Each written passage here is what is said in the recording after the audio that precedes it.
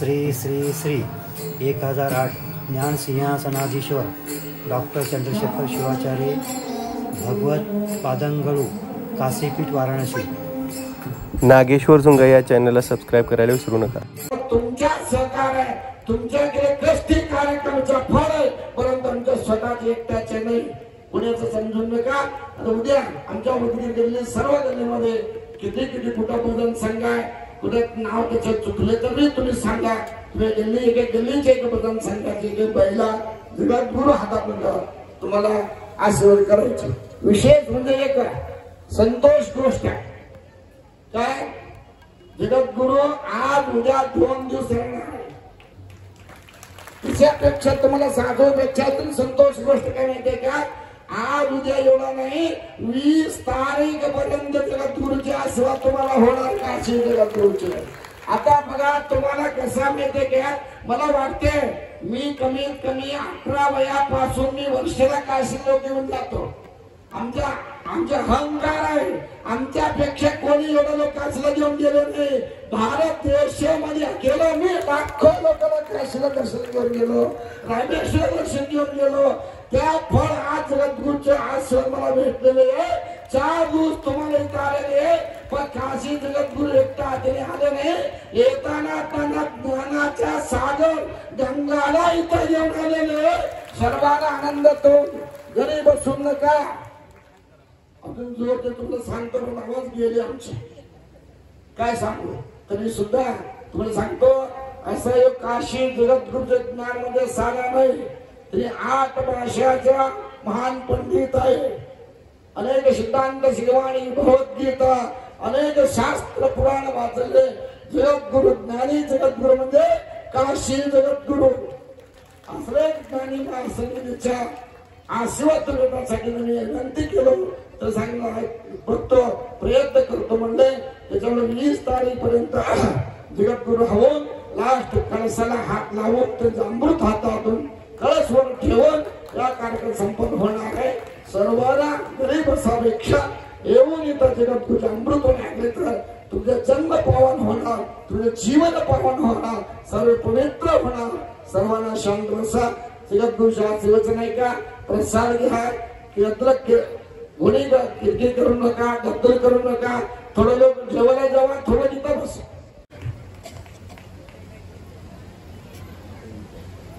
यानंतर परमपूज्य श्री श्री 1008 डॉक्टर काशी महास्वामीजी यांचं आशीर्वचन होईल। सर्वांनी शांत बसायचं।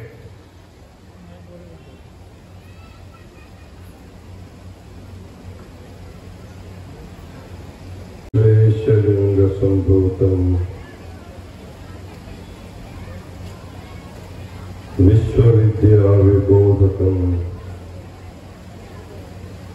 विश्ववंद्यम सदा वंदे विश्वाराध्यम जगद्गुरु।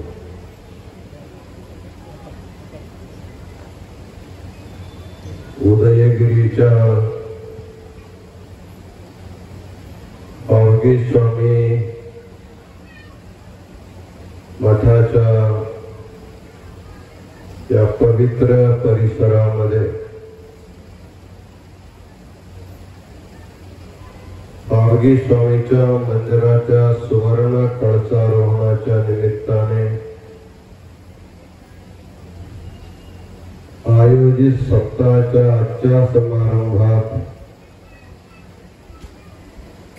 या सर्व कार्यक्रमाचे केंद्रबिंदू असलेले तटस्थल ब्रह्म डॉक्टर शंभुलिंग शिवाचार्य महाराज आजच्या या धर्मसभेत आपले मोलाचे विचार व्यक्त केलेले मांजर सुंभाचे तटस्थल ब्रह्म डॉक्टर विरूपाक्ष शिवाचार्य महाराज,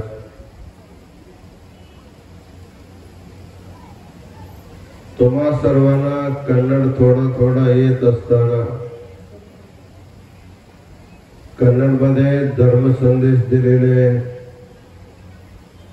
हिरे नागावीचे श्रीमन निरंजन प्रणव स्वरूपी जयशांतलिंग स्वामीजी आपले पंचपीठांचे भरपूर शाखा मठ आहेत. त्यामध्ये उदयगिरीचे हावगी स्वामी मठ सुद्धा एक प्रमुख मठ मानला जातो.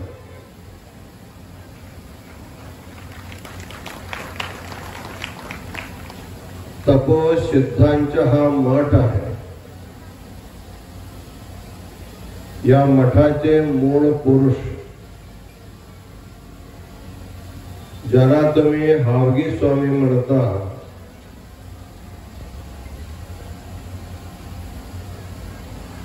हावगी म्हणजे जे पादुका आपण पायात घालतो त्याला हावगी असं म्हणतोय. त्याने वाहता पाणीच्या वर हे पादुका घालून चालले होते म्हणून त्यांना हावगी स्वामी असं म्हणतात. म्हणजे जमिनीवर पादुका घालून चालणं अवघड असताना त्याने पाणीवर चालून त्यांच्या तपोबलाचे प्रदर्शन भक्तांना केले होते. असे तपसिद्ध परंपराचा हा मठ आहे. या गादीवर अनेक शिवाचार होऊन गेले. प्रत्येक शिवाचार्याने आपापल्या काळखंडामध्ये जे जे समाजोपयोगी कार्य त्यांना करायचे होता ते सर्वांनीच केलेलं आहे. आपले शंभुलिंग शिवाचार्य महाराज खूप मोठे प्रवचनकार आहेत.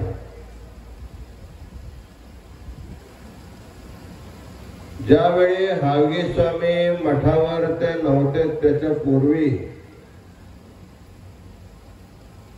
श्रावण मासामध्ये इकडं तिकडं प्रत्येक गावामध्ये त्यांचे प्रवचन चालू असायचे. प्रत्येक प्रवचनाच्या मंगल प्रसंगी पंचपीठांच्या कुठल्या तरी एक जगद्गुरूंना अवश्य बोलावून घेऊन त्यांचे अड्डपालखी उत्सव करून त्यांचे पुराणाची समाप्ती करून घेत होते. यामुळे सर्व पंचाचार्यांचे कृपाशीर्वादाने ते प्राप्त होते. ज्यावेळी हावगी स्वामी गादीवर वटो नेवण्याचा प्रसंग आला त्यावेळी सर्व जगद्गुरूंनी एकमताने त्यांना मंगलाशीर्वाद केल्यामुळे त्यांच्या वैभवाने पट्टाभिषेक संपन्न झाला. मोठ्या गादीवर बसणं हे मोठं काम नाही. गादी जेवढा मोठा असतो तेवढं मोठा काम त्यांनी केलं पाहिजे. तेव्हा त्या गादीचा मान आपण राखू शकतो. या गादीवर आल्यानंतर महाराजांना बिलकुल मराठी येत नव्हता. आता सुद्धा कन्नड मिक्सच बोलतात. केव्हा कन्नडी बोलतात केव्हा मराठी बोलतात त्यांना काही कळतच नाही. परंतु तुम्हाला सगळं कळतं. आणि कन्नड मिक्स असल्यामुळे थोडं खिचडी सारखं चांगलंच वाटत. आम्ही सुद्धा खिचडी बोलत बोलत आलो महाराष्ट्रामध्ये.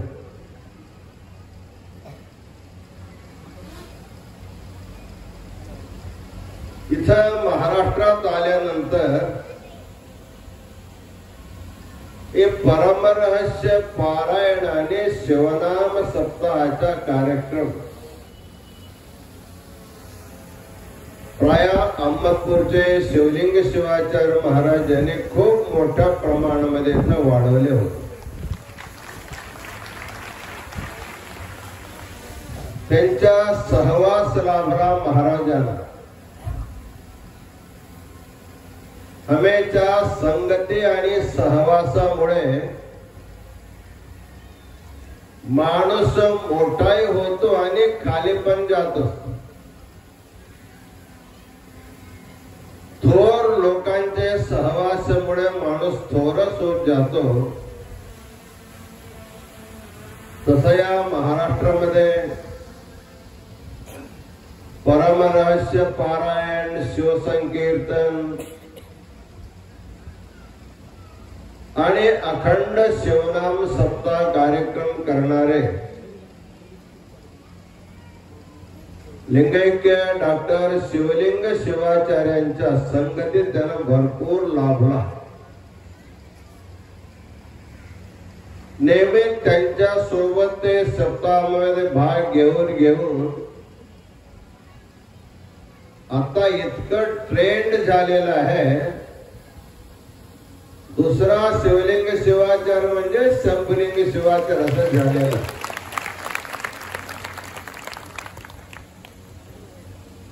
आम्हाला फोनवर संपर्क केला महाराजांनी. हावगी स्वामी मंदिरावर सुवर्ण कळसारोहण करण्यासाठी आम्ही एक मोठ्या प्रमाणामध्ये शिवनाम सप्ताह आणि परमरहस्याचे पारायण कार्यक्रम घेतलेला आहे. त्यासाठी आपण 1-2 दिवसासाठी अवश्य यावा म्हणून त्यांनी विनंती केला. आम्ही या मे महिन्यामध्ये कुठलाही कार्यक्रम न घेता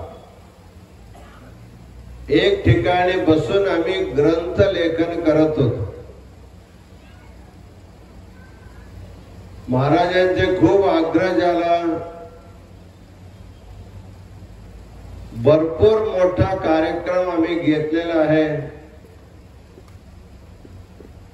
येण्यासाठी विनंती केल्यानंतर आम्ही लेखणीला 2 दिवस विराम देऊन इथं आलो. इथं आल्यानंतर सकाळी येऊन आणखीन एक विनंती केला. कळसारोहणासाठी केदारचे जगद्गुरु महास्वामीजी स्वीकार केले होते. तिथं ते मध्यमहेश्वरला गेल्यामुळे येणं थोडं अवघड आहे. त्यासाठी हा कार्यक्रम पूर्ण आपण करावा असं त्यांनी विनंती केला. जगद्गुरु येत होते, ते नाही येणार म्हणल्यावर त्याला एक कोणीतरी जगद्गुरुच पूर्ण केला पाहिजे म्हणून आम्ही त्याला विनंतीला मान दिलेला आहे आणि ते कार्यक्रम पूर्ण करणार.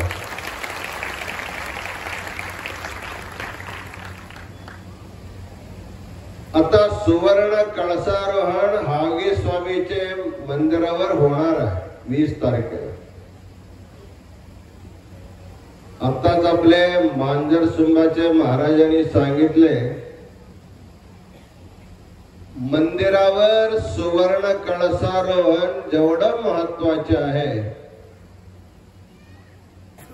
त्याच्यापेक्षा मोठा महत्व म्हणजे प्रत्येक व्यक्तीच्या मस्तकावर सुवर्ण कळसाचे आरोहण व्हायला पाहिजे. म्हणजे जेवढं तुम्ही लोक बसल्या सर्वांसाठी महाराजांनी एक सुवर्ण मुकुट आणणार आणि 20 तारखेला सगळ्यांच्या डोक्यावर एकच सुवर्ण मुकुट घालून तुम्हाला घरी पाठवणार आहे. मग आता संख्या वाढणार.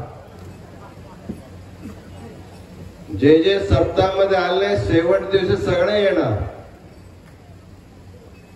म्हणजे आपल्या डोक्यावर सुवर्णाचे मुकुट येणार आहे म्हणल्यावर कोण सोडणार? परंतु लक्षात घ्या, जर समजा महाराजांच्या जवळ लक्ष्मीची कमी नाहीये, जेव्हा महाराज गादीवर आले त्यांच्या माग माग लक्ष्मी सुद्धा आलेली आहे.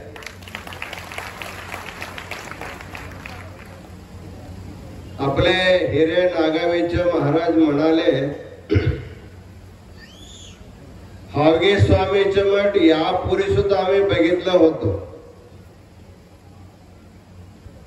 आता सुद्धा शंभुलिंग शिवाचार्यांच्या काळातला हावगी स्वामी मठ आम्ही पाहतो.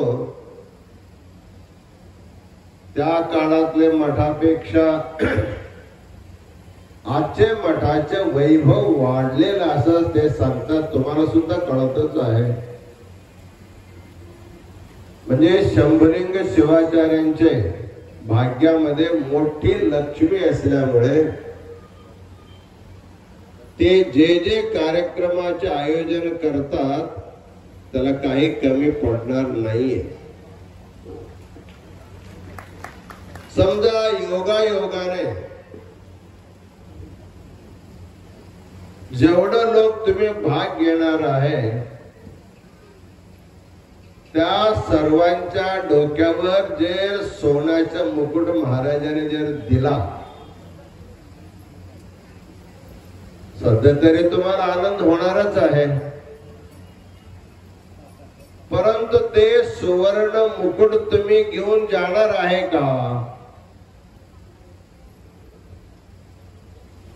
ज्यावेळी तुम्हाला हा लोक सोडावा लागतो त्यावेळी महाराजांनी दिलेले सुवर्ण मुकुट तुम्ही घेऊन जाऊ शकता का? नाही जाऊ शकत. म्हणून महाराज तुमच्या डोक्यावर असं मुकुट देणार आहे, ज्ञानाचं मुकुट. जे मुकुट तुम्ही कुठेही गेले तर तुमच्या सोबतच येणार असं मुकुट तुमच्या डोक्यावर शाश्वत रूपेने असावा या उद्देशाने एक सप्ताहात्मक कार्यक्रम महाराजांनी घेतले. या कार्यक्रमामध्ये अनेक मोठे मोठे शिवाचार्य येणार आहे, येऊन गेलेला आहे. आणि मोठे मोठे विरक्त मठाचे मठाधिपती पण येणार आहे. शंभुलिंग शिवाचार म्हणजे एक समन्वय केंद्र आहे. शिवाचार्य असून शिवाचार्यांबरोबर जेवढा त्यांचा स्नेह संबंध आहे तेवढंच विरक्त मठाचे मठाधिपती बरोबर तेवढंच त्यांचा स्नेह संबंध आहे. म्हणजे विरक्त परंपरा वेगळे, शिवाचार्य परंपरा वेगळे असं नाहीये. जसं एका झाडावर दोन फांदे जर निघाले तर एकच झाडाचे असतात, तसं वेगळे वेगळे कार्याच्या निमित्ताने शिवाचार्याने धार्मिक संस्कार द्यावा. निरंजन मूर्तीने त्यांना ज्ञानोपदेश करावा. असं क्रिया आणि ज्ञान, जसे एक पक्षी आकाशात उडण्यासाठी त्याला दोन पंख लागतो, तसं वीरशैव धर्मामध्ये ज्ञान आणि कर्म हे मोक्षासाठी दोन्ही समान समान त्याचा अधिकार आहे. म्हणून शिवाचार्य सर्व धार्मिक कार्यक्रम करून लोकांना सुसंस्कृत करणार. निरंजन मूर्तीने त्यांना षटस्थल ज्ञान, आत्मज्ञान, ओंकाराचे ज्ञान देऊन त्यांना ज्ञानी करणार. असं ज्ञानाचे आणि क्रियाचे विभागणी करून दोन परंपरा झालेल्या आहे. त्या दोन्ही परंपराचे समन्वय सभा उदगीर म्हणजे सर्वांना बघायला दिसत आहे. या निमित्ताने महाराजांनी तुम्हाला एक शिवनाम सप्ताह घेतलेला आहे. शिवनामाची महिमा किती आहे शिवपाठावरून तुम्हाला सगळं कळतं. परंतु एक सुभाषितकाराने सांगितलेलं आहे, शतम विहाय भोक्तव्यम सहस्रम स्नानमाचरेत लक्षम विहाय दातव्यम कोटिम त्यक्त्वा शिवम स्मरेत. कुठल्या कार्याचे किती महत्व आहे हे सांगतात.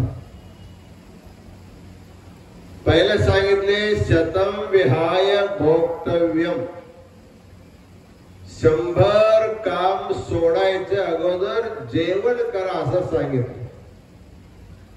100 काम सोडून द्या, बाजूला ठेवा, पहिले जेवण करा. मग महाराजांनी सांगितले आपले सूचनामध्ये, ज्यांना बसायचे बसा, ज्यांना जायचे जेवा जेवायला. आम्हाला वाटलं आता जग लोक उठून जातील म्हणून, परंतु कोणी गेलेले नाही. जेवण महत्वाचे आहे. म्हणजे वेळेवर प्रत्येक व्यक्ती जेवण केलं पाहिजे. अन्नमयम्य सौम्य मना, आपला जो मन तयार होतो अन्नानेच तयार होतो. आपला जो शरीर आहे अन्नमय कोश आहे. तुम्ही जर या देहाला वेळेवर अन्न पाणी नाही दिले तर हे अशक्त होणार, तुमची बुद्धी सुद्धा वीक होणार. म्हणून अन्नाने उत्पन्न झालेला हा देह, अन्नादेव खल्विमानि भूतानि जायन्ते अन्नेन जातानि जीवन्ते अन्नं प्रयन्ते विषंविशन्ति तस्मात् विजिज्ञासस्व अन्नं ब्रह्मेति. खरे अर्थाने पहिला ब्रह्म म्हणजे अन्नच आहे.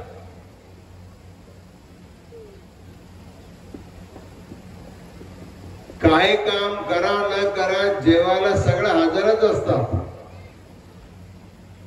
अन्न सोडून कोणी राहू शकत नाही.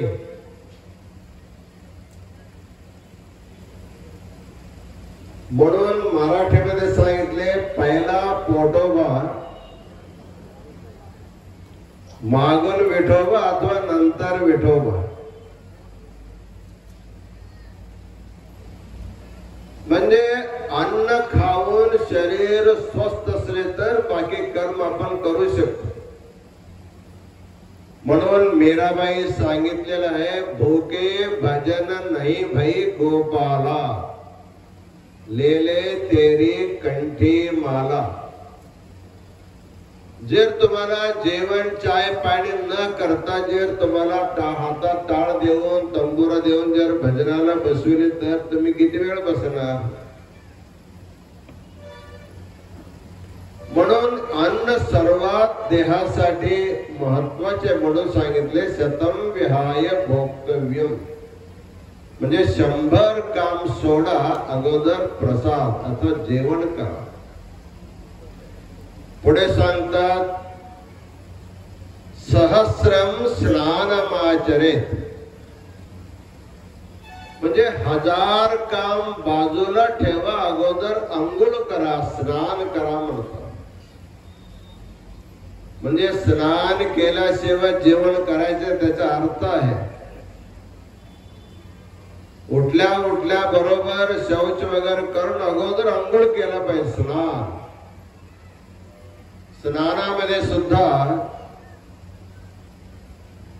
2-4 प्रकारचे स्नान सांगितलेलं आहे.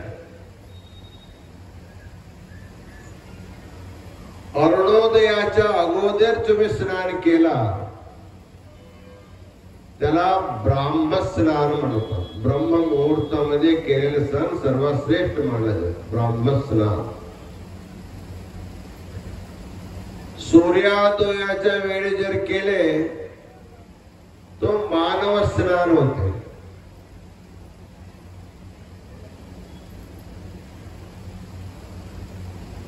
सकाळी 8च्या अगोदर केले तर ठीक, 8च्या नंतर केले तर त्याला पैशाचिक स्नान म्हणतात, पिशाची सारखं. म्हणून कमीत कमी जर तुम्हाला ब्राह्म स्नान झालं तर सर्वात उत्तम आहे. नसेल तर आम्ही मानव आहोत, मानवी स्नान तरी आपण केलं पाहिजे. म्हणून सहस्रम त्यक्त्वा स्नानमाचरेत, 1000 काम सोडून स्नान करा म्हणतो. तिसरं आहे लक्ष्यम विहाय दातव्यम. 1,00,000 काम बाजूला सोडा, पहिले सत्पात्रामध्ये दान करा.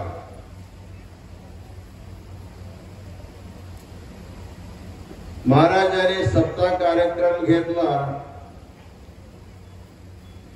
कित्येक लोक स्वतः मनाने त्यांच्याकडनं मागून न घेता स्वतः दिलेले महाराजांनी सांगितले हे दानाची प्रक्रिया आहे. दानमेकम कलयुगे. या कलियुगामध्ये मोठे मोठे यज्ञ करणं संभव नाही, तपश्चर्या करणं संभव नाही, परंतु आपल्या शक्ती भक्तीप्रमाणे जे शक्य आहे ते थोडासा प्रेमाने, आनंदाने, श्रद्धेने दान केले तर या कलियुगामध्ये सर्वात मोठा धर्म मानला जातो. 1,00,000 काम बाजूला सारून जे शक्य आहे ते तुम्ही दान करा. शेवटचे ते ऐका तुम्ही. कोटिम त्यक्त्वा शिवम स्मरेत. 1 करोड काम बाजूला ठेवा, शिवनाम जप करा, शिवनाम जप करा. म्हणून महाराजांनी 1 सप्ताहापर्यंत शिवनाम सप्ताह ठेवले. शिवनाम म्हणजे सर्व नामामध्ये श्रेष्ठ आहे आणि सर्व रोगांवर श्रेष्ठ रसायन त्याला आपण मानतो. शिवनाम खूप मोठाने 2 अक्षराचे नाव आहे, शिव. परंतु शब्द खूप लहान आहे, त्याचा अर्थ मात्र खूप मोठा आहे. एका सुभाषितकार सांगतात, ज्यावेळी तुम्ही सी म्हणता, सी, त्यावेळी तुमच्या तोंडातून हवा बाहेर जातो. यावेळी म म्हणतात त्यावेळी तुमचे ओठ बंद होतात. शिकारोच्चार मात्रेण बहिर्निर्यांते पातका. घराला दरवाजेच नसायचे. अजून सुद्धा आपल्या महाराष्ट्रामध्ये एक गाव आहे शनी शिंगणापूर. त्या शनी शिंगणापूर मध्ये चौकट आहे, परंतु फडका नाही, त्याला लावत नाही, दार बंद करत नाही. म्हणजे शनीच्या एवढं भीती आहे. जर कोणी चोर घेऊन गेले तर गावच्या बाहेर तो जाऊ शकतच नाही. तस एक काळ होता. घरचे लोक दार बंद केले नाही, सगळे झोपले होते. एवढा सत्य काळामध्ये सुद्धा एकाच्या मनामध्ये चोरी करण्याचा दुर्विचार आला. आत घरी दुसरा सगळं बंद उघडच होता. सगळा गोळा केला. गोळा करून आता क्या डोक्यावर घेऊन जाणारच होता. त्यावेळी घरच्या लोकांना जागा झाला, लग्न उठले, लगेच त्याला धरले. तो विचार काय करतो? तो म्हणला मी चोरी करतो. आमच्या घरात कशाला आलं? तुमचे दार उघडा होतं म्हणून आलो. मग त्यांच्या सगळ्याकडनं त्यांचे घेतलेले चोरी सामान घेतले, त्यांना बाहेर हाकलून दिले. हाकलून दिल्यानंतर पुन्हा चोर येऊ नये म्हणून दार घट्ट बंद करून टाकले, बाहेर गेलेले चोर येऊ नये म्हणून. तसं आपल्या मनामध्ये सुद्धा पापरूपी चोर भरपूर आहे. मनुष्य कळत